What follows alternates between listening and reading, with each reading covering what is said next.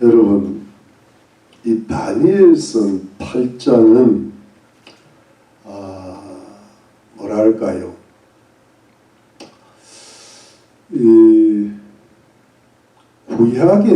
구약의 요한계시록이 다니엘서라고 말씀드렸고, 이 다니엘서 해석을 참 건전하게 잘 해야, 그 기초가 든든해야 요한계시록을 건전하게 해석을 합니다. 제가 잠깐 말씀드리겠지만 이 다니엘서 해석을 잘못하면은 이단이 시작됩니다. 그리고 요한계시록을 그야말로 무협지화 만들어요. 여러분, 성경을요, 그 감옥에 사시는 죄수들은 성경을 이스라엘의 무협지라 그런답니다. 그분들 입장에서는 그런 거예요. 근데 요한계시록이야말로 이게 상징과 비유들이 너무 많고 현란해서 잘못하면 큰일 납니다. 그래서 이건 이제 잘못 해석하는 바람에 그때가 1992년도인가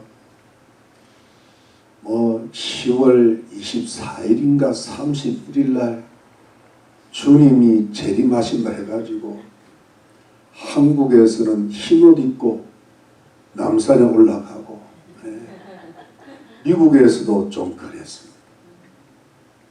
그게 다 다니엘서로부터 요한계시록을 잘못 풀어서 그래요. 그러다 보니까 여러분, 그 이후로는 교회에서 다니엘서와 요한계시록을 풀면은 잘못한다, 이런 어떤 그 뭐랄까 트라우마라 할까요, 징크스가 생겨가지고 이걸 안 합니다. 그런데 저는 합니다. 저는, 왜냐하면 이게 굉장히 지금 중요한 때가 오고 있다는 생각이 들어서 그렇습니다. 지금 세상 돌아가는 것이 그렇게 뭔가 좀 이상스럽습니다. 이상스럽고,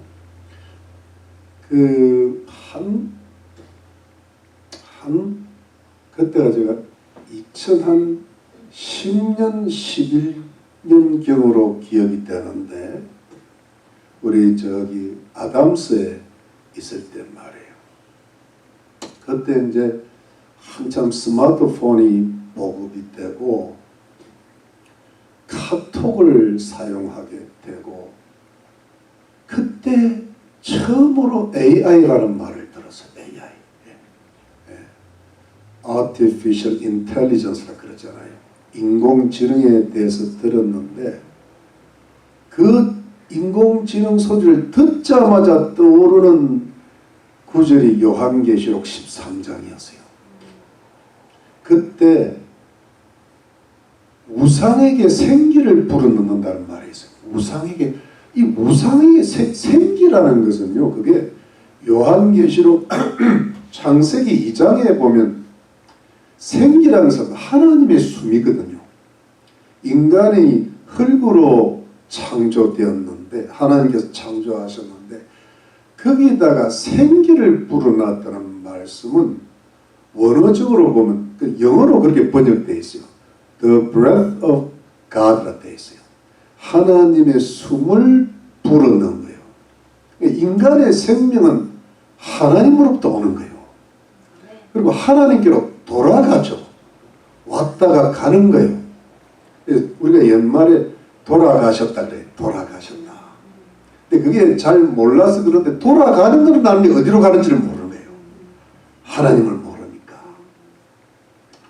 그런데 우상에게 생기를 불어넣는 게 이게 말이 되나? 우상은 만든 건데, 사람이 만든 건데. 근데 그 생기를 불어넣는다 딱 들을 때, 이게 사람처럼 움직이게 하는 인공지능이겠구나. 인공지능이 들어가는 것. 그 우상은 뭘까 하면 최첨단 로봇으로 제가 생각이 드는 거예요. 그때부터 지금까지 그 생각을 지울 길이 없어요. 그런데 그런 이야기를 제가 들어본 적이 없는데 요즘 이런저런 책들을 참고해 보니까 이미 그때 그런 말을 해놓은 분들이 계시더라고요. 그 대표적인 분이 조영기 목사예요. 제가 요 근래 알았어요. 이분 대단하신 분이다. 근데 아무튼 간에 여러분, 이 다니엘서 8장은 이제 그 종말론의 기초를 닦는 데 중요한데, 이 다니엘서 쪽에서는 입장에서는 이 본론으로 쏙 들어가는 겁니다. 근데 이 다니엘이라는 사람이 언제 이 이상을 받는 환상이죠. 하나님의 계신데요. 보통 지금까지는 거의 꿈을 통한 이상이었어요. 꿈을 꾸다가 환상을 본 겁니다. 하나님의 계시를 봤는데 오늘 본문에서는 꿈이라는 말이 없어요. 그냥 이상을 본 거야.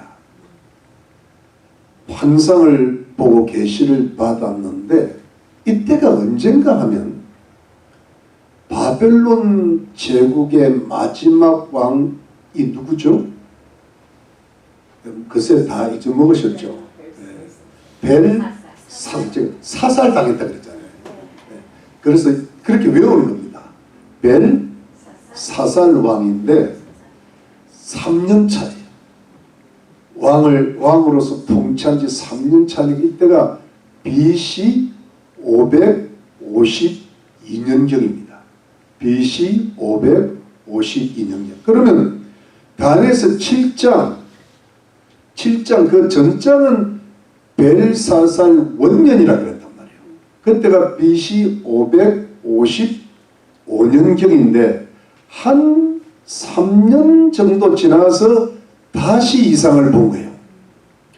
바벨론 쪽의 말기인데, 그러면서 여러분 이 이상이 참 뭐랄까 흥미로운 것은 이때 다니엘은 바벨론 제국 안에 있지 않았어요. 어디로 갔는가 하면 아마 공무차, 외교차, 그 당시 메데 바사가 제국이 되기 전이에요. 바사는 뭐예요? 페르시아라고 했잖아요. 제국이 되기 전에 바벨론 제국을 침략해서 무너뜨리기 전에 아직도 조그만 나라였는데 그때 수도가 뭐냐 하니까 수산궁이에요. 수산이라고 들어보셨죠? 예, 그 에스더가 그 왕궁의 왕비가 된 그 수산궁에 갔는데 몸은 수산궁에 있는데 이상을 보기에는 을레강변이 됐어요. 을레강변 그러니까 꼭 한국강 이름 같아요. 예, 그런데 그게 아니고 그 당시 을레강변이 수산궁에서 약간 동쪽으로 가면 강이 2개 이렇게 남북으로 흐르고 있는데 제가 그 강 이름이 기억이 하나는 코아스페스 강과 코프라테스 강이에요. 이 코프라테스 강을 제가 어떻게 배웠는가 하면 옛날에 어릴 때 김일이라는 유명한 박치기 선수가 박치기를 딱 걸어놓고 상대방 선수가 혼미할 때 코프라테스를 딱 걸어놓는다. 그게 그 레슬링의 마지막 필살기예요. 그래갖고 이기면 우리 박수 치고 야단 나죠.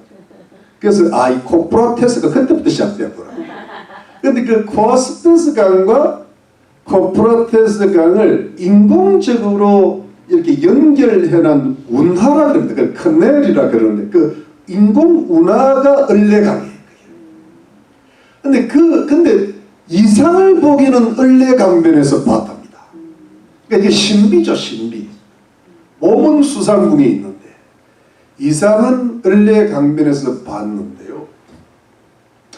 그러면서 어떤 그 하나님의 계시를 받는 장면입니다.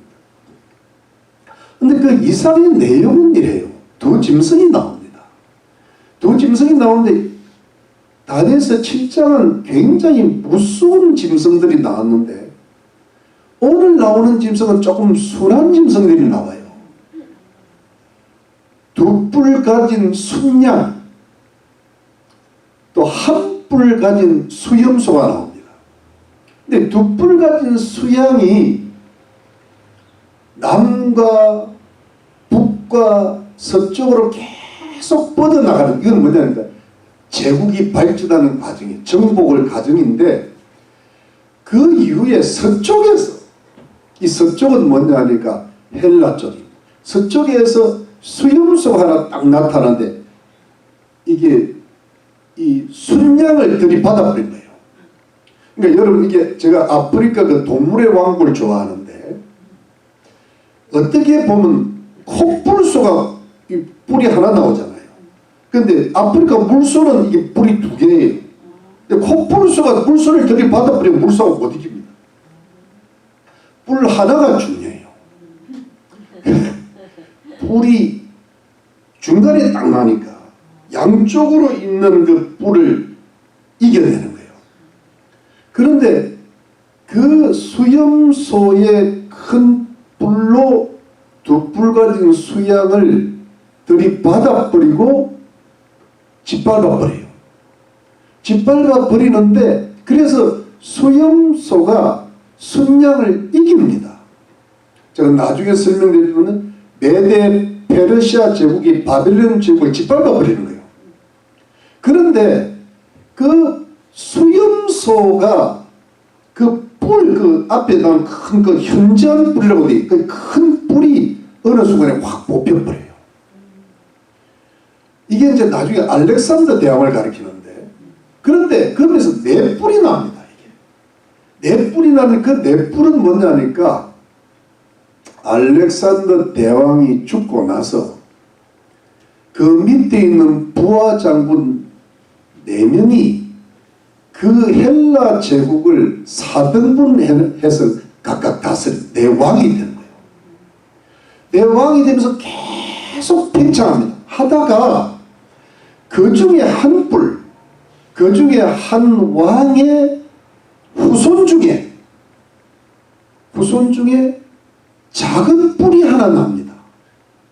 8번째 왕인데 그 작은 뿔이 하나 나는데, 그 작은 뿔이 뭐냐 하니까 안티오쿠스 에피파네스 4세라고 하는 무시무시한 왕이 하나 나는 거예요.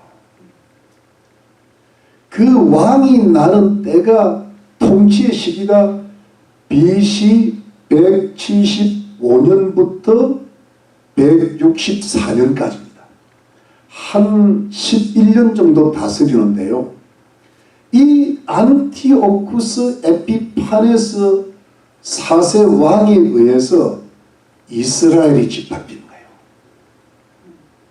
요즘 말로 하면 팔레스타인이 짓밟힌 거예요. 여러분, 제가 지금도 그 뭡니까? 그 안티오쿠스 에피파네스 4세가 있었던 곳이 지금의 시리아입니다. 시리아 왕이 이스라엘을 짓받아 가지고 거기에 하나님을 대적하고 하나님의 백성들이 유대인들을 핍박하고 죽이고 성소를 회파하고 제사를 금지하고, 거기 헬라 제국의 신인, 최고의 신 제우스 신상을 하나님의 성전에 세우고 부정하게 여겨지던 돼지 피를 뿌리고 이러면서 엄청난 핍박을 유대인들이 당하죠. 그 사실은 그 역사가 지금까지 이어지고 있거든요. 이스라엘의 역사는 어떻게 보면 참 피해 역사하고 비참해요. 얼마 전에도 하마스가 이스라엘을 공격하는 바람에 얼마나 많이 죽고 애들이 목이 잘려서 현대에 그런 일이 몇십 명이 죽고, 여러분 그게 시리아가 IS 뭡니까 이슬람 극단주의자들의 본거지잖아요. 그러니까 지금도 그러고 있는 거예요. 지금도 이스라엘을 공격하는 중동 지역의 선두주자예요. 이전에 중국의 시진핑 주석이 미국에 방문했을 때 트럼프 대통령이요 중국을 한번 압박하려고 그때 시리아에다가 미사일 51발을 발사해버렸죠. 시진핑을 겁주려고. 시진핑은요 그런 또 겁먹을 사람이 아니야. 아주 보통 사람이에요. 지금도 그런 이스라엘의 어려움이 있는데 이게 그때도 있었다. 여러분 그것이 작은 뿌리고 그게 무슨 말씀인가 하면 다니엘이 이상을 본 때가 BC 553년경 정도가 되는데 앞날의 역사를 보는 거예요. 앞날의 역사. 그러니까 여러분 순양 두 뿔 가진 순양은 페르시아 제국이거든. 페르시아 제국은 BC 539년부터 시작되고 그리고 안티오쿠스 에피파네스 4세라는 헬라 제국의 끝무렵의 왕은 BC 164년에 죽으니까 제가 대충 계산을 해보니까 한 375년간의 그 역사를 다니엘이 미리 보고 있는 거예요. 근데 여기서 여러분 초점은 뭐냐면 작은 뿌리예요. 왜 작은 뿌리냐 하면은 왜 안티오쿠스 에피파네스 4세를 보고 있는가 하면은 이가 하나님의 백성들 유대인들을 핍박하니까 여러분 세상이 어떻게 돌아가든 사실 나하고 관계가 없을 수도 있는데 우리 민족을 괴롭히거나 한국이나 미국을 괴롭히거나 내 가정을 괴롭히고 굉장히 중요하단 말이에요. 그렇지 않습니까? 그러니까 그만큼 이 다니엘에게는 자기 나라에 흩어진 유대인들 백성들이 핍박받는 게 너무 중요한 거예요. 근데 그것을 하나님께서 다니엘에게 너의 백성이 앞으로 이런 나쁜 왕, 악한 왕에서 핍박을 받을 거라는 것을 미리 알려주신 거예요. 그게 오늘의 스토리. 이걸로 설교를 마치면 안 돼요. 여기서 여러분 두 가지 중요한 영적 교훈을 얻을 수가 있습니다. 첫 번째는 뭐냐 하니까 일반적인 말씀입니다. 세상사는 다 허망하게 끝이 나고 만다는 것이 주의 말씀입니다. 이게 무슨 말씀인가 하면 세상사는 다 허망한 거다. 사람이 태어날 때는 기뻐하지만은 죽을 때는 다 슬퍼하잖아요. 예. 여러분 알렉산더라는 사람이요 전쟁에 있어서는 영웅이에요. 최대 영웅이죠. 알렉산더라는 사람은 우리가 웬만하면 다 들어보잖아요. 예. 알렉산더 요즘도 알렉스라는 사람이 나온다고. 예. 이름이 있잖아요. 그게 다 이 알렉산더 대제 황제한테서 이게 시작이 되는데 이 사람은요 아버지 이름이 필립이었는데 지금의 그리스 출신이죠. 지금의 그리스 출신인데 이 사람은 전쟁에 대해서는 천재인 거예요. 그래가지고 이 사람이 BC 336년에 왕이 됐어요. BC 336년에 왕이 됐는데 323년에 죽었어요. 13년을 통치하다 죽었는데 그때부터 전쟁을 시작해가지고 페르시아 제국을 멸망시켰어요. 그리고 애국을 멸망시킵니다. 이집트 지금. 그 당시 최고의 강대국이 이집트입니다. 그 다음에 유럽을 정복하고 어디까지 갔는가 하면 인도까지 갑니다. 인도까지 갔는데 인도도 정복을 할 뻔했는데 병사들이 군인들이 13년 동안 알렉산더 대왕을 따라다니다가 전쟁하고 가는 곳마다 승리를 하고 헬레니즘, 헬라 제국의 문화를 퍼뜨리고 헬라 말을 가르쳐. 그때가 헬라 말이 이제 성경이 신약 성경이 헬라 말로 원어가 기록되었잖아요. 로마 제국이 헬라의 문화를 받아들였거든요.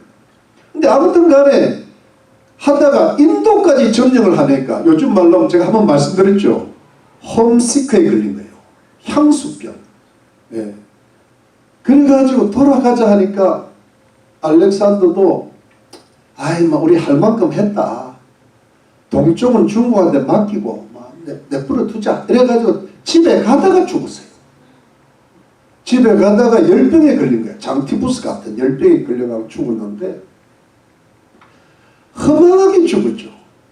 죽었는데 전쟁하다가 애를 낳을 틈이 없는 거야. 그래가지고 어디 자기가 정복한 지역의 왕국이 박트리아 왕국이 있는데 그 공주를 하나 만나가지고 아들을 낳기 전에 죽었어. 그 아들이 그리고 유목자가 된 거예요. 그 아빠는 죽었는데 그 아들이 태어난 거예요. 태어나면 뭐합니까? 아버지 죽었는데. 그러니까 그 4명의 부하 장수들이 그 엄청난 싸움을 해가지고 한 20년 후에 왕국이 4개로 갈라졌단 말이에요.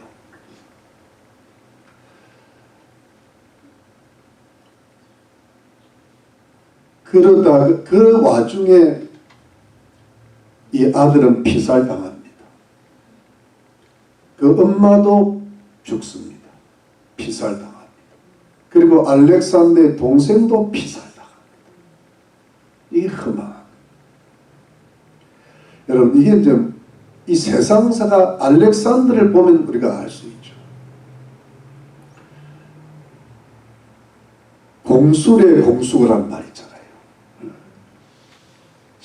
여러분 이게 왜 중요한가 하면 제가 이제 우리가 이 올바른 종말론을 할 때 이게 굉장히 좀 복잡하지만 간단하게 한번 말씀을 드려볼게요.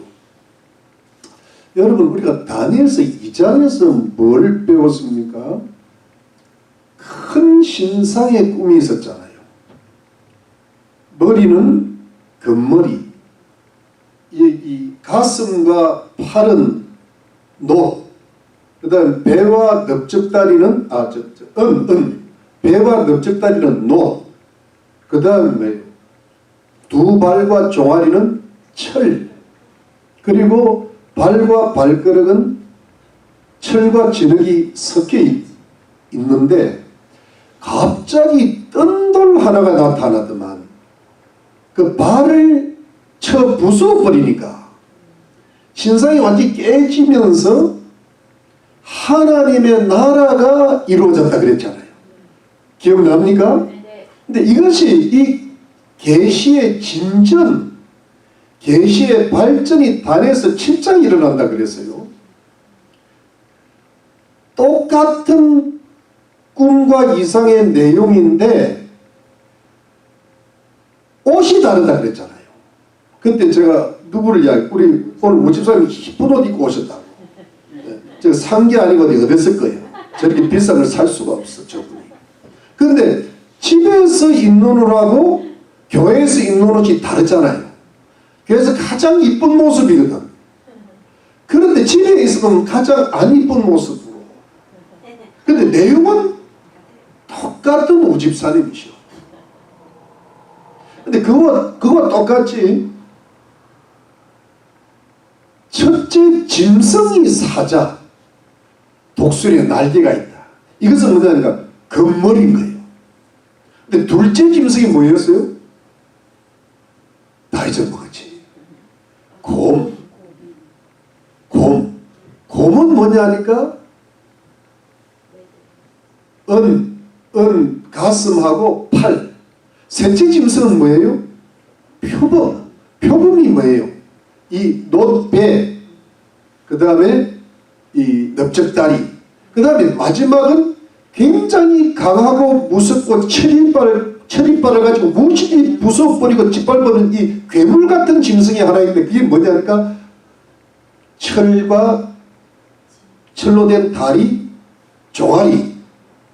그렇죠. 그리고 그 괴물에서 10뿔이 나고 10뿔이 있는데 그 중에서도 작은 뿔이 하나 난다 그랬잖아요. 그거는 맨 끝에 발과 발가락이라 그랬단 말이에요. 근데 그것이 사실은 우리 여기 해석이 되어 있듯이 바벨론 제국, 그 다음 뭐예요? 메데 바사, 페르시아 제국, 그 다음 뭐예요? 헬라 그리스 제국, 그 다음 뭐예요? 로마 제국, 그 다음에 맨 끝이 뭐예요? 로마 제국 이후로부터 예수 그리스도께서 재림하실 나라까지의 명멸하는 흥망성쇠를 거듭하는 세상의 왕국들, 나라들, 왕들, 대통령들이라고 그랬습니다. 그러면서 이게 종말까지 가는데 다리에서 짐승을 산채로 불에 던진다 그랬잖아요. 짐승들이 죽임을 당하면서 하나님의 심판이고 예수 그리스도께서 재림하신다 그랬습니다. 이건 하나님의 나라가 완성되고 천국이 완성되면서 이 나라 세상은 끝난다는 거잖아요. 그러니까 이게 뭐냐니까 이것이 성경은 무슨 말씀을 드린 거면 하나님께서 이 세상 만물을 창조하시는데 이것이 영원한 게 아니라는 거예요. 언젠가 세상 만물은 끝날 때가 오고 이 세상의 모든 나라, 그러니까 요한계시록 17절 바벨론의 멸망이 옵니다. 세상 나라의 시스템을 가지고 멸망이 오는데 그 다음에 뭡니까?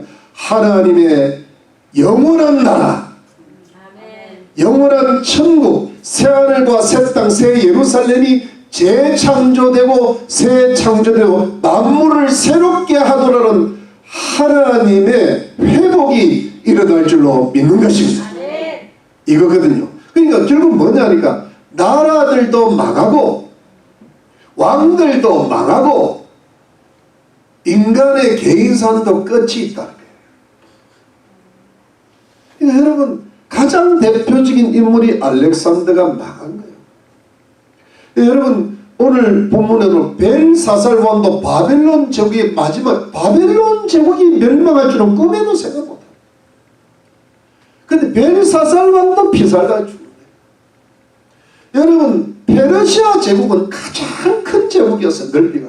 그래서 여러분 곰으로 나올 때는 곰으로 나올 때는 갈비뼈를 입에다가 하나만 먹으면 세갈 이게 뭐 너무나 이 탐욕스럽게 정복을 당한 겁니다. 그런데도 다리오 왕 3세 때 아수스 전투, 아르벨라 전투에서 알렉산더한테 칩니다. 여러분 페르시아 제국이요 가장 커졌을 때 저 그리스의 헬라 제국이 조금 그때 아테네, 스파르타, 아테네가 조금밖에 됐는데 그걸 아무리 없애려도 안 없어지는 거예요. 그래가지고 결국은 그 제국한테 그 나라한테 먹혀버립니다. 그래서 다리오스 페르시아 제국이 무너지고 알렉산더가 13년 만에 인도 전에 모든 제국을 다 점령했는데도 인간은 연약한 존재로 열병에 죽어버리고 자기 자식도 죽어버리고 부인도 죽어버리고 동생도 죽어버리고 아주 그냥 내 나라로 만들어지는데요. 거기에서 셀루쿠스라는 사람, 톨레미라는 사람, 리시마쿠스라는 사람, 카산드라는 사람이 4개에 나눠버립니다. 그 셀루쿠스의 8번째가 안토니우스 에피파네스 4세예요. 여러분 재밌는 거는요, 그 셀류쿠스 왕조에서 클레오파트라라는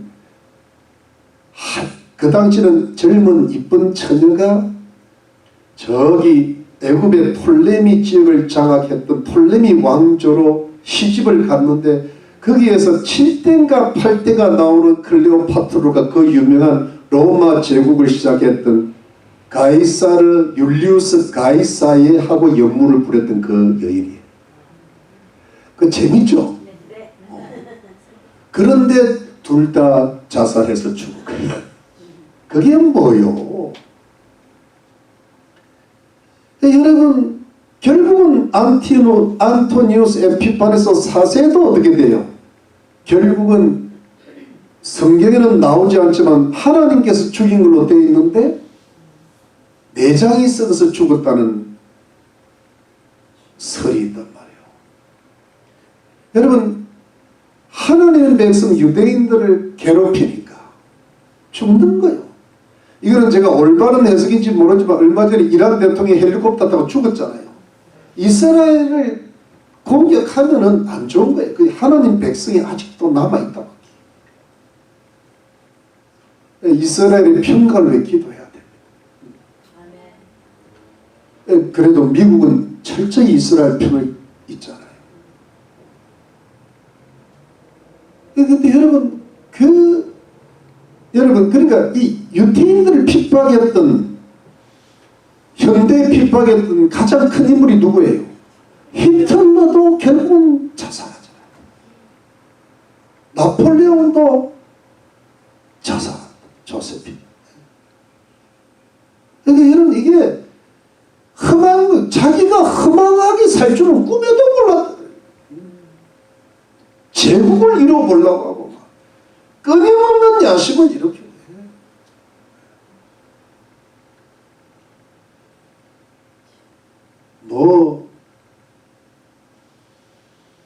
김일성이도 하여튼 그래 죽고,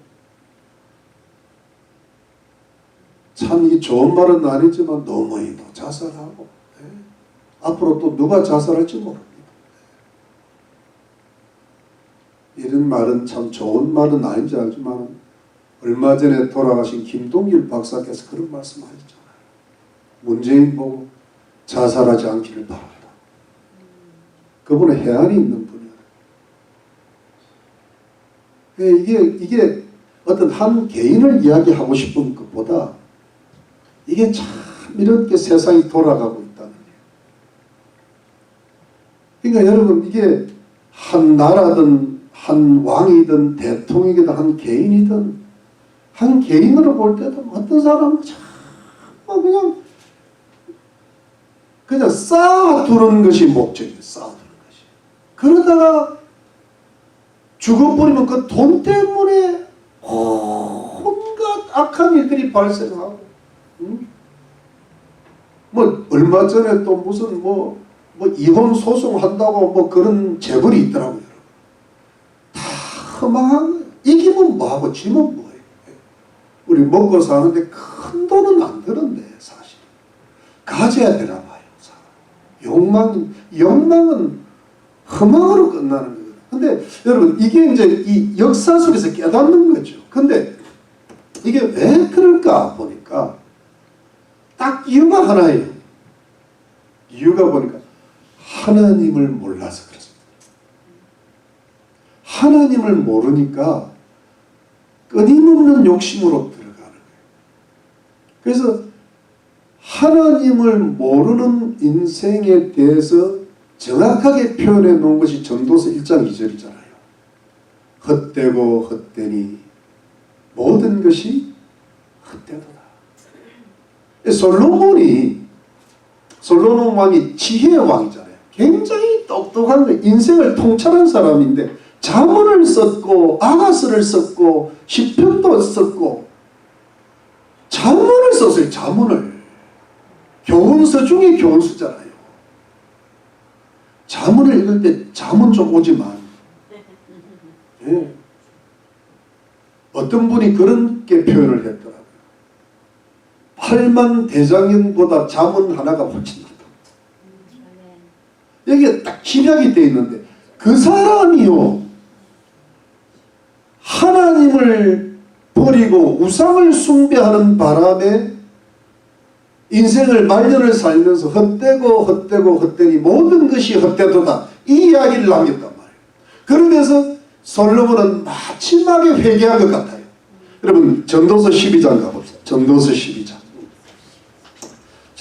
12장 보니까 전도서가 전도한다니까 신학으로 가는 사람이 있겠죠. 아니 그게 아니고 960페이지 959페이지 959페이지 12장 9절 12장 9절입니다. 959페이지 12장 9절입니다. 찾으셨죠? 자, 전도자가 이 솔로몬이 가르쳐 지혜로움으로 여전히 백성에게 지식을 가르쳤고 또 묵상하고 궁구하여 자문을 많이 지었으며 전도자가 힘써 아름다운 말을 구하였나니 기록한 것은 정직하여 진리의 말씀이니라. 지혜자의 말씀은 찌르는 채찍 같고 회중의 스승의 말씀은 잘 박힌 목 같으니 다 한 목자에 주신 바니라. 하나님이 주신 건데 내 아들아 또 경계를 받아라. 여러 책을 읽는 것은 끝이 없고 많이 공부하는 것은 몸을 피곤케 하느니라. 그래서 우리는 미리 알고 공부를 안 한 거예요. 근데 13절 14절이 중요해요. 이래 결국은 다 들었으니 하나님을 경외하고 그 명령을 지킬지어다. 이것이 사람의 본분입니다. 하나님은 모든 행위와 모든 은밀한 것을 선악간에 심판하시리라. 하나님이 결국은 마지막 날에 주님이 재림하실 때 인간을 심판해 보신다. 재판하신다. 그러니까 여러분 저는 진짜 그래 생각해요. 어떻게 사람들이 저렇게 악한 짓을 할까? 여러분 그 부산에 제가 한 번씩 말씀드려 부산에 훌륭하신 목사님 그 손현보 목사님이라고 계시는데 그분이 직접 들었다 그랬잖아요. 노무현, 안희정, 임종섭이하고 문재인하고 4명이서 모여가지고 교회를 어떻게 하면 10분의 1로 줄일 수 있을까? 그 밑에 비서관이 손 목사님한테 비밀리에 알려줬다는 거 아니에요. 끝이 안 좋은 거야, 그 사람. 이게 뭐냐니까. 그들이 얼마나 똑똑한 사람들이에요. 판검사 출신들이잖아요. 그런데 왜 그럴까 하니까 그 똑똑한 머리를 가지고 왜 그럴까 하니까 딱 하나인 거예요. 하나님을 모르는 거예요. 다 좋은데 너무 안타깝고 아깝죠. 솔로몬같이 지혜로운 자도 하나님을 버리고 우상숭배에 빠져버리고 헛되버리잖아요. 그러니까 이게 아무리 많은 지식을 가졌다 하더라도 하나님이 빠져버리면 이게 뭐냐니까 시작이 잘못되어 놓으니까 모르는 거예요. 그래서 여러분 잠언 1장 7절에 하나님을 경외하는 것이 지식의 근본이라고 했잖아요. 잠언 9장 10절에 하나님을 경외하는 것이 지혜의 근본이라고 했잖아요. 그러니까 하나님으로부터 시작이 다 보이는 거예요. 여러분 맞습니까? 그러면 모든 것이 첫 단추를 잘 깨면은 모든 것이 하나님의 섭리 속에 다 보이면서 그 다음에 뭐예요? 하나님의 섭리가 보이기 시작하니까 하나님의 말씀을 깨닫게 되고 그 말씀을 지키는 은혜가 생긴다는 거예요. 여러분 보세요. 이사야서 40장 8절에 꽃은 시들고 풀은 마르나 하나님의 말씀은 영영이 있으리라 그랬잖아요. 그러니까 꽃도 시들고 풀도 마른데 여러분 다 시들어요. 여러분 많이 시들었어. 우리가 한 30년 전에는 파릇파릇한 거 만나. 그때 참 미세스 이선희가 이뻤는데 지금도 이쁘시지만 조금은 거시기하게 우리 다 저도 지금 완전히 가버렸대요. 근데 이게 그렇다는 거예요. 그렇지 않는 사람은 하나도 없는데 영원한 게 뭐예요? 하나님의 거룩한 말씀이요. 천지가 없어지더라도 하나님의 말씀은 1.1핵이라도 변하지 아니하라. 할렐루야. 그러니까 영원하신 분은 하나님밖에 없어요. 그리고 그분의 말씀은 영원한 거예요. 그러니까 여러분 진짜 영원을 살려면, 영생을 얻고 천국에 들어가려면 예수 그리스도를 믿고 하나님을 경외하고 하나님 말씀을 지켜 행할 때에 드디어 그 영혼의 그 인생에는 의미가 생기고 열매를 맺게 되고 참으로 가치가 있고 하나님께 영광 돌리는 복된 인생이 될 줄로 믿으시기를 바랍니다. 이거예요. 여러분 아주 하나님께만 돌아가면 돼. 예수님만 믿으면 돼. 하나님 말씀을 지키시면 됩니다.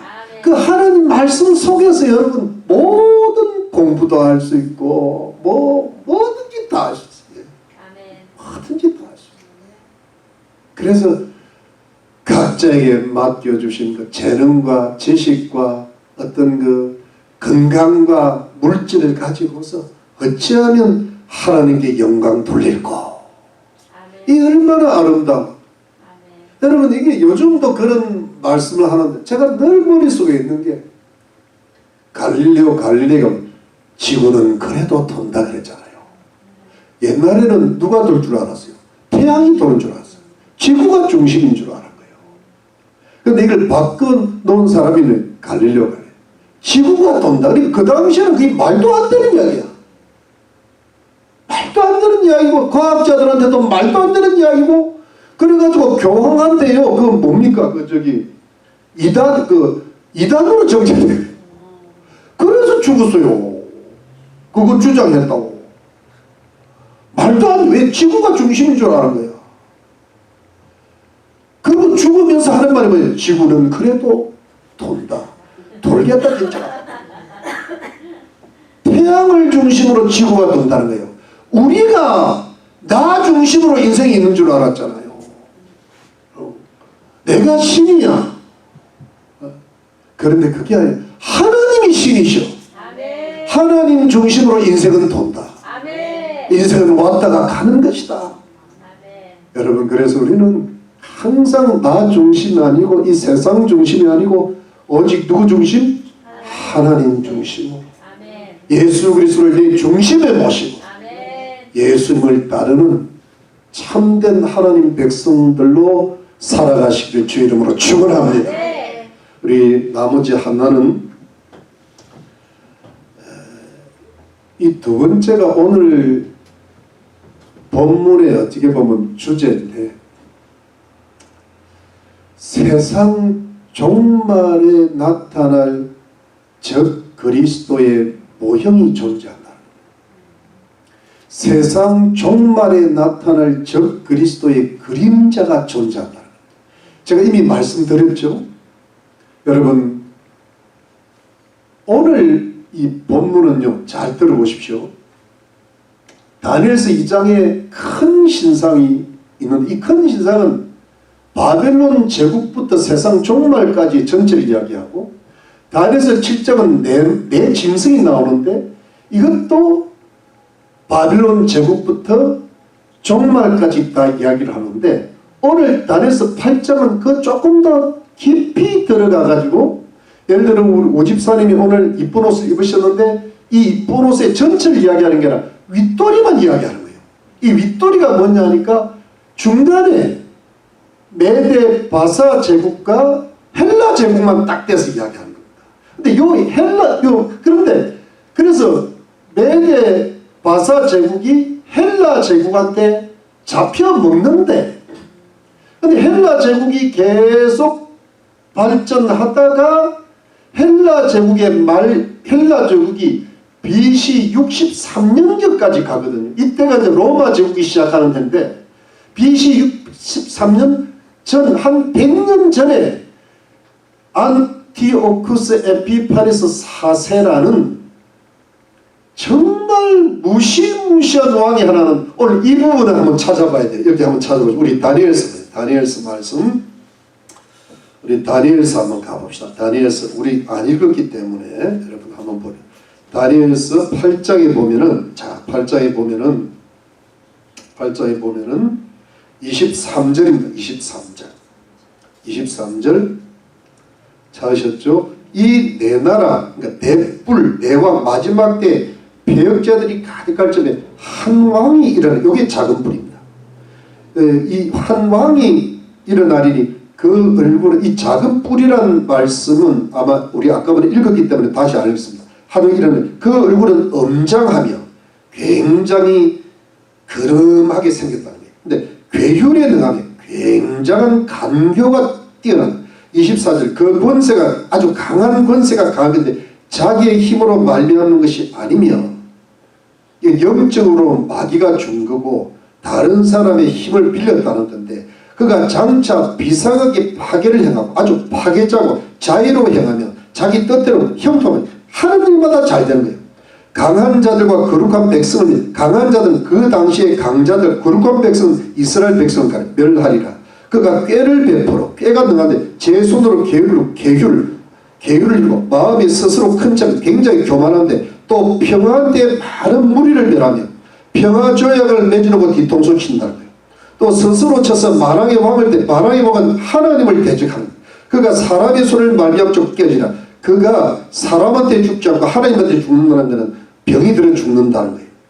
26절에 이미 말한 바 주에 대한 이상이 확실해 너는 그 이상 간소히 이런 여러 날 후에 1인이라 그랬는데 한 군데만 더 보겠습니다. 자 여러분 여기 보니까 13절 아까 전에 읽었던데 14 내가 들은 적 거룩한 자가 말하되 다른 거룩자가 그 말하는 적이 못해 이상이 나타난 바 매일 드리는 제사와 망하게 하는 죄악에 대한 일과 성수와 백성이 되어준 바 짓밟히기 어느 때까지 이르고 하면 그가 내게 이르되 2300주야까지니 그때 성소가 정결케 함을 입으리라 하였느니라. 2300주야 2300일인데 여러분 이게 무슨 뜻인가 하면요, 여러분 이 부분을 제가 미리 말씀드리는 것은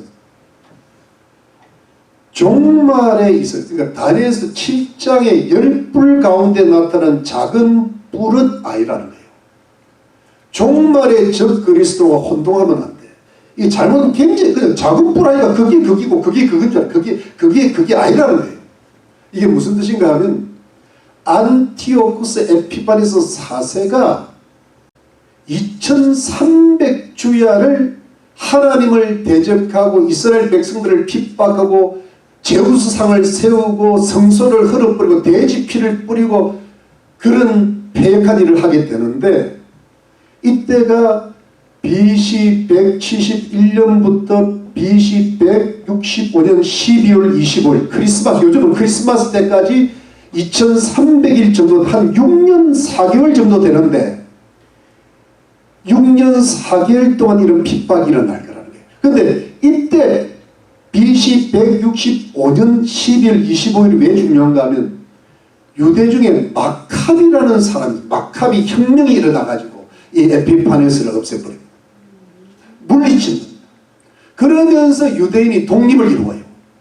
그러니까 이건 뭐냐 하니까 여러분 2300은 우리가 지난번에 말한 3년 반 1260이라고는 다른 이야기. 그거는 종말에 일어날 일이고 지금은 뭐예요? 이미 이루어진 일인데 다니엘 입장에서는 앞으로 몇백 년을 이루어질 일. 우리는 이미 이루어진 일. 근데 이건 뭐냐니까 적 그리스도의 모형이라는 거예요.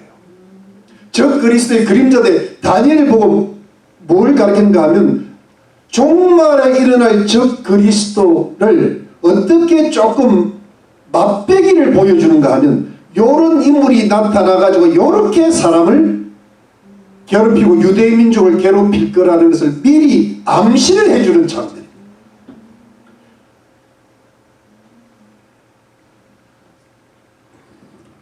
여러분 시간이 많이 갔는데 그래도 요한계시록 13장을 조금만 보겠습니다. 요한계시록 13장 가시죠. 요한계시록 13장 가시죠. 이 부분을 보면 조금 이해가 돼요. 요한계시록 13장에 여러분 13장 1절에 내가 보니 바다에서 한 짐승이 나오는데, 이게 이제 제가 다음에 하겠지만 이게 적그리스도인데요.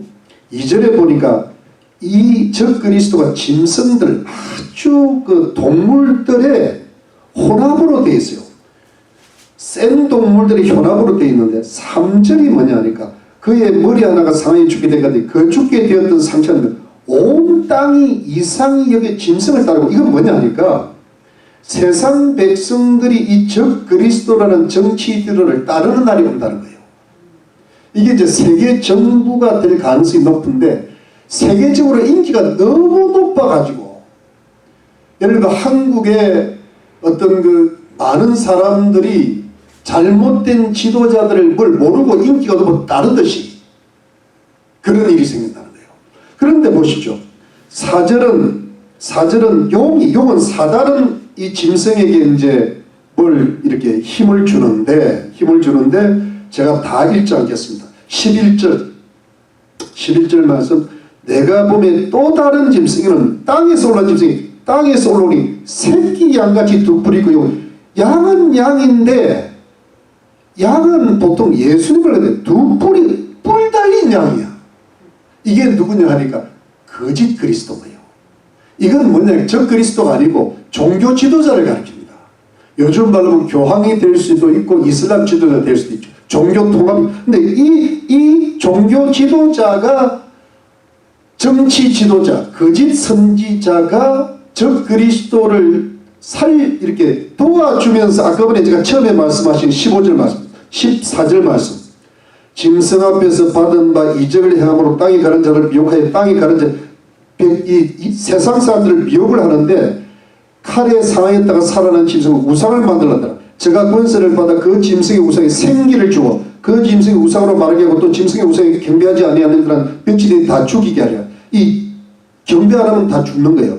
제가 모든 자 곧 작은 자나 큰 자나 부자나 빈곤한 자나 자유자나 줘도 그 오른손에 이마에 표를 받는데, 누구든지 이 표를 가진 자 외에는 내외를 못하게 하는 이 표는 곧 짐승의 이름이나 그 짐승의 수라. 지혜가 여기 있으니 총 있는 자는 그 짐승의 수를 세어보라. 그 수는 사람의 수니 666이니라. 여러분 666이 딴 게 아니고요. 쉽게 생각하면 됩니다. 매매를, 이 표를 안 받으면 매매가 안 된다는 거예요. 요즘 말로 하면 통제사회가 된다는 거예요. 요즘 현금 없는 사회가 되죠. 근데 나중에는 카드가 필요 없고 이 손에다가 이런 걸 넣어야 된다는 거예요. 그렇게 될 가능성이 높다는 이야기예요. 그게 마지막 때, 지금 중국에서는 벌써 그게 일어나고 있단 말이에요. 중국에서는 완전히 통제사회, 전체 통제사회로 가잖아요. 아주 현금을, 중국의 일반 재래시장에서도 현금 사용 못하는 거죠. 전부 카드 사용. 중국 이미, 왜냐하면 그건 통제사회니까, 공산사회니까. 근데 이것이 앞으로 미국이나 전 세계에서도 가능성이 있다. 그런데 그게 언제 될지는 우리가 모른다. 다만 전 세계의 인기가 절정에 오를 정치 지도자가 나타날 때가 온다. 지금 미국 종교 통합이 이루어지고 있죠. WCC처럼 교황이 모든 종교를 좀 통합하고 있습니다. 근데 제가 이 말씀은 너무 깊게 안 들은 게 좋고, 다만 우리가 알 수 있는 것은 뭐냐 하니까, 앞으로 적 그리스도가 어떻게 나타나기 전에 이미 다니엘서에서 적 그리스도가 어떤 인물인 걸 한번 보여줬잖아요. 그렇죠? 그러면 우리가 앞으로 살아갈 세상 속에서 작은 뿔들도 얼마든지 있을 수 있다. 그러니까 여러분, 벌써 북한에서는 그 작은 뿔은 김일성이가 될 수 있는 거예요. 아주 사그리 없어요. 지금 유럽은 이미 교회가 전도하면요 잡아가요. 교회가 모스크 사원이 다 뺐다. 교회 큰 이 유럽에 가면 교회가 크잖아요. 근데 그것이 전부 모스코 사원으로 넘어가거나 술집, 나이트클럽이 되어 있답니다. 왜냐하면 교회하고 나이트클럽하고 비슷해요. 이 구조가. 홀이 있잖아. 높고 그리고 무대가 있어. 아주 좋아요. 넘어가. 지금 근데 그 와중에 여러분 말씀을 이제 마칠 때 이런 일이 왜 생길까 하니까 제가 시간이 많지 않아서 더 이상은 설명을 못 드리겠는데 그 당시 셀류코스 왕조의 8번째 안티고스 에피파네스 4세의 사주를 받은 변절된 폐역된 반역된 유대 백성들이 있었던 거예요. 그게 이제 친헬라파 유대인되고 친안티오크스 헬라 이들이 뭐냐 하니까 범죄를 하니까 하나님을 알면서도 우상을 섬기니까 유대인들에게 이 안티오쿠스가 유대인들을 핍박할 빈미를 준 겁니다. 어떤 나라가 멸망하든 어떤 그룹이 멸망하든 외세에서 멸망하든 반드시 그 안에서 이간질이 생기고 안에서 내분이 일어나거든요. 여러분 지금 교회가 그 범죄를 저지르고 있다는 거예요. 여러분 교회가 동성애를 용납하면 됩니까? 안 됩니까? 안 돼. 근데 동성애를 포용하자는 기치 아래 포용하는 교회가 많습니다. 교회가 마르크스주의, 공산주의를 받아들입니까? 안 받아들입니까? 이재명 집사랍니다. 문재인 가톨릭입니다. 노무현 가톨릭입니다. 박근혜는 가톨릭 왔다 갔다 합니다. 그러니까 여러분 공산주의는 유물론이거든. 그런데 성경은 유신론이잖아요. 절대 섞이면 안 돼요. 그리고 여러분 교회가 황금 만능주의로 가면 안 돼요. 미국이 타락하는 거는요. 탐욕으로 지도자들이 탐욕으로 빠졌어요. 바이든 대통령이 돈만 주면 되는 거예요. 자기 이익을 위해서는 1000만 명이 텍사스를 통해서 들어와도 눈도 깜짝 안 해. 왜? 자기한테 투표할 거니까. 이게 뭡니까 이게? 내가 지난주에 한국일보를 보는데요.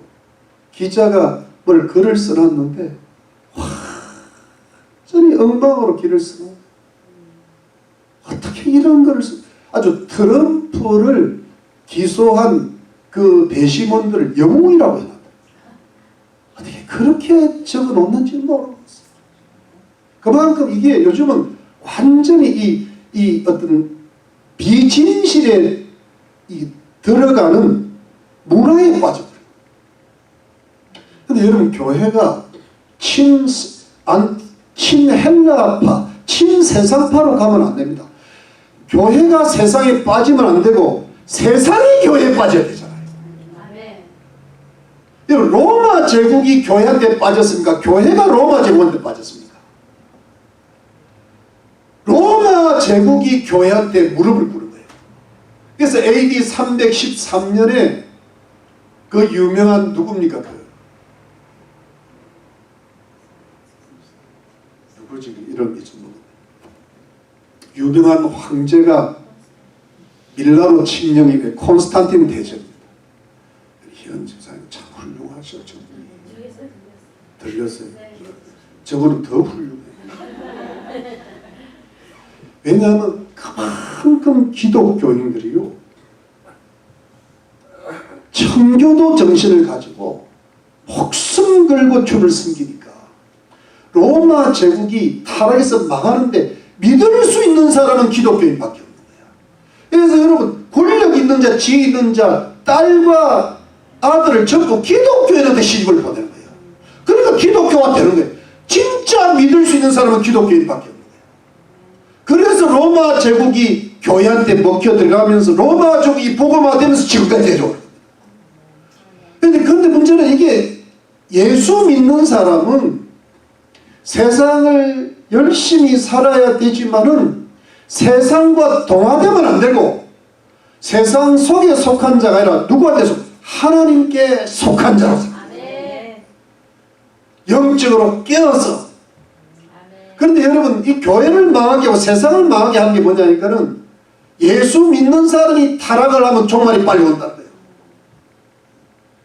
친셀류코스 왕조에 의해서 참된 하나님 백성들이 핍박을 당하게 되는 거예요. 이스라엘 백성들이 저렇게 타락하니까 이스라엘이 저렇게 진노가 오는 거예요. 여러분, 그래서 우리가 알 수 있는 것은 우리 예수를 믿고 구원받은 줄로 믿습니다. 그럼 우리가 해야 될 것은요, 하나님을 배반하면 세상과 짝하면 안 되고 세상을 열심히 살 때 세상을 이겨야 되는 거예요. 그래서 정말 그리스도인 미국을 일으킨 청교도답게, 그러면서 그 청교도답게 살라 하면은 저 그리스도의 모형 같은 인물이 이 세상에 나타날 때 어려움을 당하는 거예요. 여러분, 이게 지금 미국 교회가 약해진 게 미국의 동성애가 합법화되고 나서 사람들의 생각이 맛이 갔어요. 그러면서 교회가 약해지고, 바나 리서치에서 조사한 바는 지금 기독교인의 3%만이 그리스도의 제자로 살아간다는 통계가 나왔어요. 지난주 한국일보 나온 이야기. 예. 여러분, 우리가 그 3% 안에 들 수 있습니까? 97%를 부러운 말이에요. 그냥 편안하게 예수 믿으려고 그래. 성경이 어떻게 편안하게 믿으라고 되어 있어요? 어떻게 친세상파가 됩니까? 주님이 원하시는 사람은요, 거룩한 신부예요. 그래서 여러분, 우리가 이 어두운 세상 속에 정말 성결하게 주님을 따라 산다는 것이 결코 쉬운 일은 아니지만, 그러나 여러분, 주님의 재림 때 요한계시록 12장에 봐도 하나님이 그 하나님 말씀을 지키고 예수 그리스도의 증거를 지키는 자를 친히 보호하신다고 되어 있습니다. 그러니까 여러분, 우리가 사실은 이 어두운 세상 속에 내 자신의 영혼을 지키고 우리 자녀들을 지키고 우리 가정을 지키고 이 나라를 지키는 비결은 뭡니까? 우리 한 사람 한 사람이 영적으로 각성해가지고 우리가 때로는 좀 부족하고 좀 해결되고 있어도 다시 주일마다 마음을 새롭게 해서 우리가 이 적 그리스도가 앞으로 나타날 세상 속 핍박을 좀 받다 하더라도 손해를 좀 본다 하더라도 예수 잘 믿고 주님의 뜻대로 살아가면 하나님께서 보호해 주시고 하나님께서 이 세상 일에도 복으로 갚아주실 것이고 그리고 우리 가족과 이웃들을 위해서 기도할 때 그들의 영혼도 구원받게 하실 것이고 주님 오시는 그날에 상급과 면류관을 받게 하실 줄로 믿으시기를 예수님의 이름으로 축원합니다.